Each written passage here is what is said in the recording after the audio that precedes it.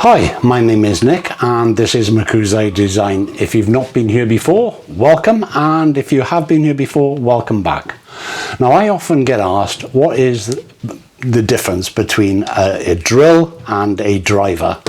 Well, in simplistic terms, it's in the name. A drill is for drilling and a driver is for driving. But there are some crossovers. Now, can it be that simple? Do you need both? And which should you buy first? All good questions. Now, we can look at those questions later in the video. Now, essentially, they are both the same in as much that they turn a drill bit or a driver bit concentrically, but they do it in different ways. Now, don't worry, it will all become clear. So what we're going to do is we're going to take a look at the drill first, and I'm using a DeWalt drill. Essentially, most drills are the same, but you know what manufacturers are like. They all like to think that they're unique and they can move things around or they can add or subtract features. Just get to know your drill.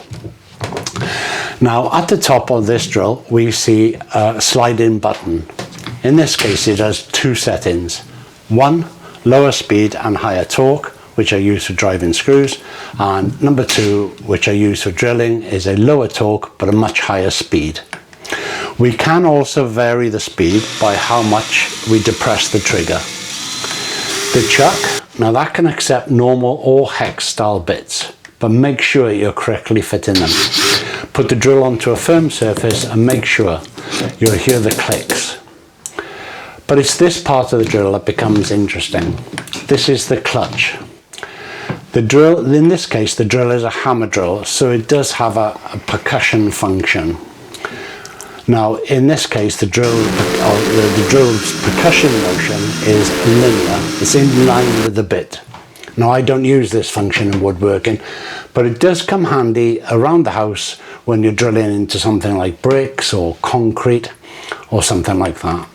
It's like a normal drilling motion with a hammer tapping it very, very quickly at the back, so it drives the drill forward. This little button on the side is simply a forward and reverse, or if you center it, you can lock the trigger. The next setting is the drill setting, and it does exactly what it says on the tin. It drills, and it keeps on drilling until you release the trigger. Now, with a normal straight drill, this tends not to be an issue. But be very careful if you're using something like a Forstner bit or a spade bit. They do have a tendency to bind, and if they do bind into the material, this can cause a kickback, and this can damage your wrist or even something much worse. Then we move on to the numbers. The lower the number, the lower the torque. The higher the number, the higher the torque. This is where the drill excels. It allows the drill to sense the resistance and stop before any damages occur. The numbers are arbitrary though, and they differ from brand to brand, even in some cases from model to model. So again, it's a matter of getting to know your drill. For delicate little screws like fitting cupboard door hinges, I would use a very low number so that I don't either strip the screw head or the material.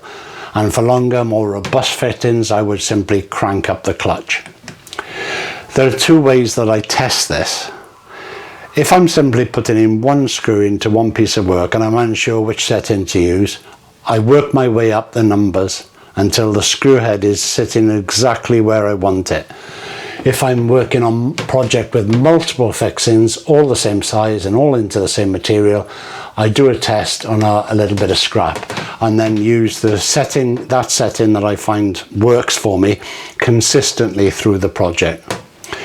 Just remember though that the resistance will try to make the drill bit jump out of the screw housing. It's just the nature of the beast. So do maintain pressure. And you're going to strip the screw, or you're going to ruin the driver bit. So why do I bother with this testing? Why not just whack in a screw? Well, for me, apart from Barbara now down at number 12, there is nothing uglier than a screw that isn't flush or it's been driven about an inch into your workpiece. getting it right isn't an issue, just with a bit of practice. So do practice these skills. So let's move on to the driver. This is like the driver function on the drill, but it's been to the gym. The first thing that we notice that it's much more basic looking. There's no gear setting and no clutch. Although with most modern drivers, you can control the speed with the use of the trigger. And there is a collet instead of a chuck. Now this means it will only accept hex bits, but boy is it a lot easier to use if you're having to change bits frequently throughout the job. So if it spins in the same way as a drill, apart from the clutch and the gear, how does it differ, and where does the power come from? Well, we talked about the percussion of the hammer function on the drill side being linear, going with the direction of the hole that we're drilling, and then the driver percussion, although through some clever gizmology in the machine itself, it's a rotational percussion in the direction of the screw that you're trying to put in. Now, this also happens in reverse, so if you're trying to remove a stubborn fixing, it also works very, very well. It starts off by simply rotating like a drill, and when the resistance kicks in, it's then the percussion kicks in at a rate of about 50 beats a second. Quite remarkable when you think about it, because you could never do that by hand. It's a bit like when you're using a spanner or a wrench and on a nut that's easy to turn, you simply turn it. But if it's hard, then you get some jerks into it, it'll often tighten much more fully. Now, whilst the rotational percussion helps keep the bit in place, remember that just like the drill, it does need some pressure. My experience tells me that it's much easier to keep the bit in place with a driver, much easier on your arms, that's for sure. So knowing how they both work, we then need to know which tool to use on any given situation. And in most things in life, it's not black and white. There are many shades of grey in between. Also, like many aspects of life, we get aided by past experience. But if you're unsure, I have a process that works for me. Why is this important? Well, trying to avoid damaging the project that you've been diligently working on, or stripping screw heads, or stripping the material, or rendering them useless. That's why it's important. Remember, this is for a situation that I'm unfamiliar with and it doesn't present with an obvious answer. I start with a drill in the clutch mode. If insufficient, I increase the clutch setting. If it's still insufficient, I turn to the driver. It's as simple as 1, 2, 3. So the next question would be, what would I recommend a newcomer buy? Well, if the budget allows, and money is always talking to us, isn't it? So if the budget allows, there are sets that include both. That would be the ideal. If you put a limit on how much you want to spend, then for me it would always be the drill that you would buy first. It has the ability to be a drill and drill in a more consistent and precise way, but it also covers a high percentage of the driving needs that we need as a woodworker. Now, whilst I've chosen DeWalt, there are many brands out there, so I'm not trying to sell you the DeWalt drill, that's for sure. And there are plenty of videos reviewing them. So take a good look through YouTube and see what suits you. We've not finished. There are other things for us to consider, not the least of which are the drill bits. There's boxes of them here that we use. But before we go there, let's just take a little look at the more common screw heads that we might come into contact with. Go to any hardware store and you will find fasteners in all shapes, all sizes and all configurations. And I won't go into all of them, but there are a few pointers that I'd like to make when it comes to wood screws. And I could make a whole video about screws. Leave a message in the comments if you think it's something that you'd like to see. If we break down the most common types, flathead or slotted screws. Now, I can't say I even use them anymore. I used them as a lad back in the day, perhaps back in the days of black and white television, but they are pretty much obsolete. My work, especially my workshop now, Robinson screws are very popular in Canada here. They have a square receiver. Here in the UK, most people would associate them with pocket hole screws.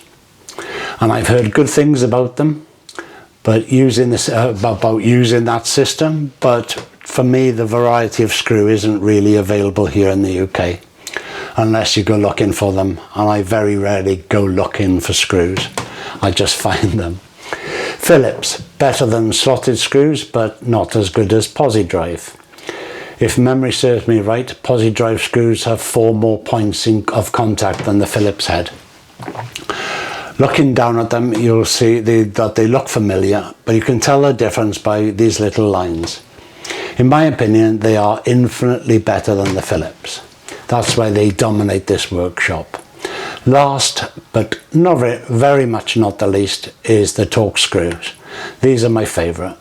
They are without doubt the best performers, and it's virtually impossible to strip the heads. If there is a disadvantage, make sure that you're being precise with the bit size. Now, you could say that it's all about what about spider or hex? Well, could have been a lot more, couldn't there? But for brevity, I've just stuck with those more commonly used by woodworkers. Now, choosing the right screw for the job will make your finished product better, so experiment. Now, let's turn our attention to the bits. So as you can see, there's a plethora of driver bits on the desk here on my worktop.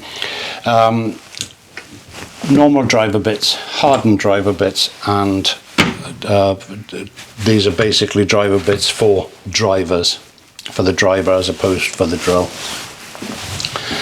The difference really is in the construction. You'll see that the driver bits have a thin shank in the middle, which is sort of counterintuitive because you think, well, that's the one with the power.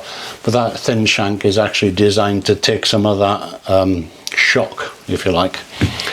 Again, I'm not a scientist. I don't know how it works or why it works, but it works. So that's all I have to concern myself with. The other thing to notice is that on our screws, you will see, like these ones say PZ3s. So these are posi drive 3s. It says PH for Phillips, flathead obviously. There's PZ for posi drives and T for torque. Make sure you're using the right head for the particular screw that you're using. If you don't, if something is too small in particular, well, if it's too big, it won't sit properly, and if it's too small, it will get into the housing, but then will probably rotate and ruin your screw head. It's the easiest way to strip a screw head. If you're stripping the screw head, chances are you're going to ruin your bit as well. So be careful with that. There are some screws, like with a PH2, sorry, where you buy lots of them, because if you're on a big project, especially if you're on site, there's a tendency to go through some of those because they are softer. That's why I bought the hardened versions. So that's about it for this video. If there's anything else you'd like to know, then please don't hesitate, put it in the comments and I'll try and answer it either in the comments or in some sort of future video. Until then, take good care of yourself.